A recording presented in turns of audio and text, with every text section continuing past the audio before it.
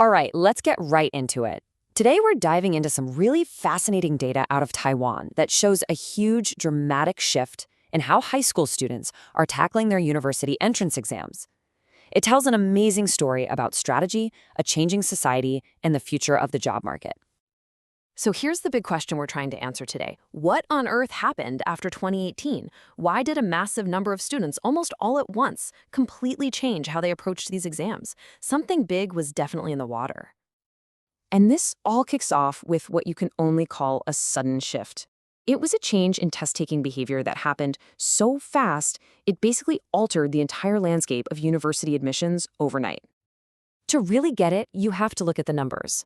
Back in 2018, it was pretty much a no-brainer. Nearly 99% of students just sat for both the natural and social science exams. It was just what you did.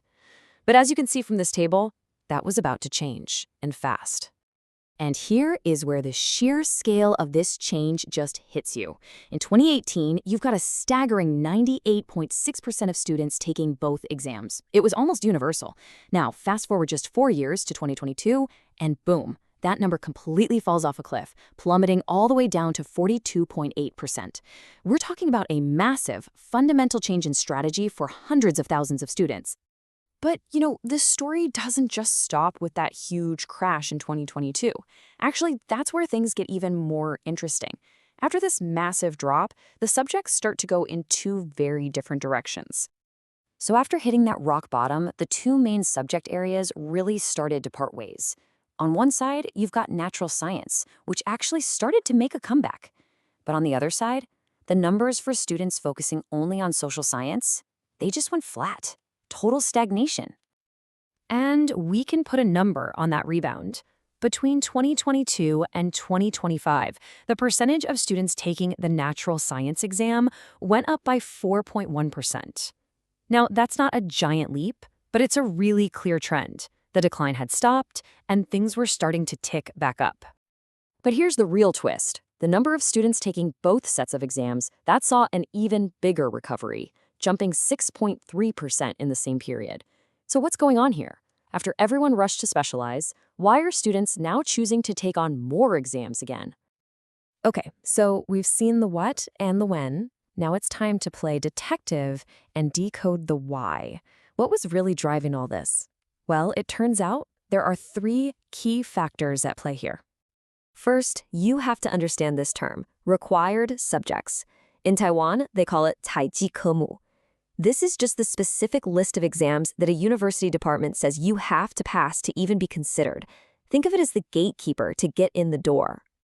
Now, the reason that matters so much is because of this huge external factor. Taiwan has a declining birth rate. That means fewer high school graduates every year. So what happens? Universities start competing like crazy for those students. And one of the easiest ways to get more applications is to lower the barrier to entry by requiring fewer exam subjects.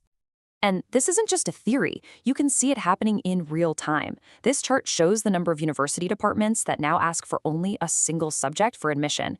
Look at that steady climb, from 217 in 2023 to nearly 300 just a couple of years later. The system itself is signaling to students that they can specialize. So let's put all the pieces together. First, you've got the systemic shift. Universities are asking for less so students don't feel forced to take both exams anymore. Second, you have the pull of the job market. There's a really strong feeling that the best opportunities are in STEM, and that's pulling students towards natural science. And third, you have this new kind of thinking, strategic hedging. Taking both exams is no longer the default, it's a conscious choice to keep your options open. And that, funnily enough, is what ends up boosting the social science numbers, because those students get counted in that group. Okay, so with all these powerful forces at play, where are things headed from here? Let's take a look at what the data seems to be predicting for the future. Based on everything we've just talked about, the data points to two major trends that are probably going to stick around. First, that slow but steady drift toward natural science subjects. That's expected to continue thanks to the job market.